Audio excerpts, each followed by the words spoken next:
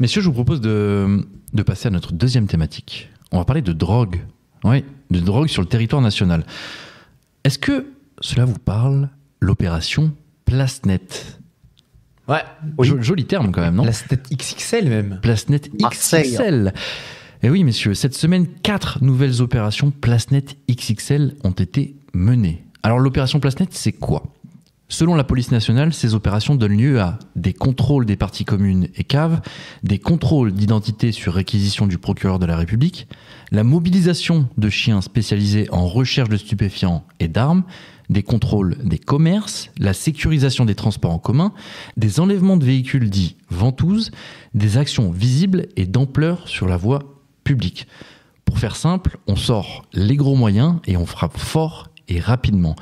On compte 187 arrestations depuis la semaine dernière et l'objectif du ministre de l'Intérieur est d'interpeller 850 personnes au total en rapport évidemment avec le trafic de drogue. Messieurs, on voit quelque chose de concret, de mesurable et d'assez inédit. On pense quoi justement de cette opération Plasnet, Ando? Il y a énormément de moyens qui ont été déployés, ça c'est sûr.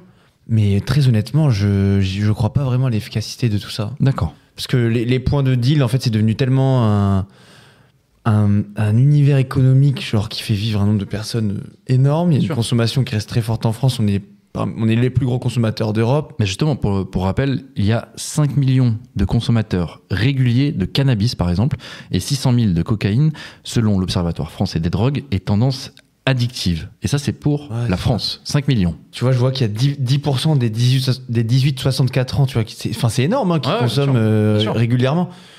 Donc, tant que tu as une demande, tant que tu as autant de gens qui sont prêts à bosser pour justement que cette demande soit comblée, en fait, je pense que quoi qu'il se passe, et peu importe le nombre de gens qui sont arrêtés, il n'y aura jamais assez de maillage policier pour endiguer totalement. Et puis, est-ce que c'est souhaitable d'avoir autant de policiers partout dans les rues? Bon, ça, c'est un débat, mais... C'est un autre débat, mais... Dans tous les cas, je crois pas que ce soit possible. Non, je crois pas que ce soit ultra efficace au long terme. En fait, je vois pas ça comme solution. Mais je pense que de manière générale, la pénalisation, etc., ne donne pas des résultats probants en France depuis des décennies. Et je suis pas sûr que cette solution-là soit la bonne. Tu ouvres le débat à la dépénalisation, du coup?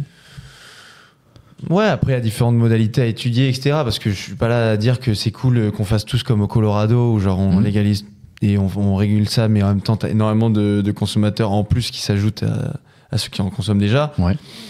Je suis pas sûr que ce soit la solution non plus, c'est un débat qui est vraiment vaste. Mais bref, pour revenir à l'opération Plasnet, moi perso, j'y crois pas trop. Okay. Même s'il y a des chiffres qui sont impressionnants, c'est tellement tentaculaire que... Ouais, justement, c'est comme je le disais, c'est mesurable et c'est très concret. On a vraiment un gros coup donné un instant T sur le business de la drogue. Bon, Zach, on n'a pas convaincu Ando avec cette Plasnet. Toi, ça te parle, ce genre d'opération? Est-ce que tu trouves ça utile? Tu sais, j'ai envie de te faire un peu la comparaison. On entend souvent, allez, je te schématise la chose, on est à un repas de famille et t'as le tonton en bout de table qui est un peu bourré qui dit il faut envoyer l'armée, tu vois. Et j'ai l'impression que ça y ressemble un petit peu avec le nombre de moyens déployés. Est-ce que justement tu penses que c'est utile? Ouais. Moi, je trouve ça très utile pour les élections européennes. Ah oui, bah oui, bien sûr. D'accord. Non, t'as parlé d'instant T, c'est exactement ça. Pour faire très simple, ils ont pissé dans un violon. Le lendemain, là, il y a encore une présence policière, mais ils impactent juste le chiffre d'affaires sur une durée de 2 semaines. On parle de bécanes qui font entre 50 et 100 000 par jour par banlieue. Donc voilà, vous posiez la question tout à l'heure du nombre de personnes qui vivent du trafic de drogue en France. On estime entre 400 et 500 000 qui vivent de ça. Et je vous parle même pas du point de vue collatéral, c'est-à-dire des familles, des mecs, etc. Donc c'est une économie parallèle, c'est de l'argent qui en plus est réinjecté et blanchi dans les dépenses classiques, donc qui revient aussi un peu dans les caisses. Donc c'est un gros système à bouger. Je pense que si on voulait le bouger, il y aurait 2 volets qui seraient travaillés. D'une part, la pénalisation de la consommation, qui est absolument pas...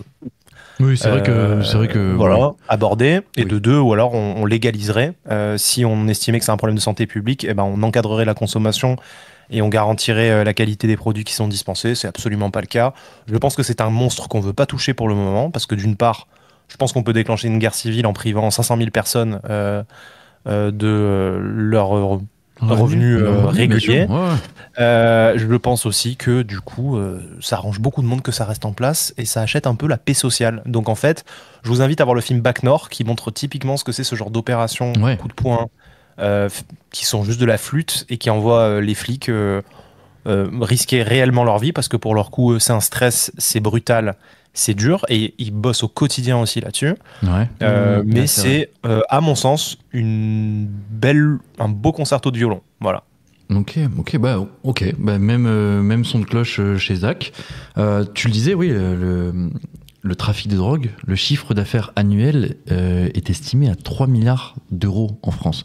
Donc, monstrueux, hein. Donc peut-être qu'Ando avait raison en parlant de dépénalisation et peut-être même, réguler ce business et peut-être même faire de l'argent pour l'État au final.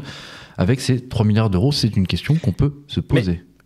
Juste un truc, les 3 milliards d'euros, c'est pas juste du cash qui après va leur permettre d'acheter une Bugatti à Dubaï. Il y a de l'argent qui part à l'étranger, mais c'est aussi des mecs qui ouvrent des barbiers, qui ouvrent des snacks, il y a beaucoup de commerces, beaucoup d'alimentations de nuit qui sont montés aussi pour ça. Ouais. C'est des commerces fictifs où on fait circuler l'argent en cash et ils re-rentrent dans les caisses de l'État avec la TVA, etc. Donc en fait, vous inquiétez pas, sur les 3 milliards, l'État en récupère déjà une bonne partie. Oui, Zach, tu avais raison évidemment de le rappeler. Il y a énormément de blanchiment d'argent, évidemment, autour de ces trafics. Ando, tu as eu peut-être raison, au final, la dépénalisation, c'est peut-être une voie qu'il faut explorer. On en parle très souvent et on n'a jamais pu tester, même à petite échelle en tout cas. Bref, il faut voir. Ça peut être un prochain débat dans Glitch, messieurs.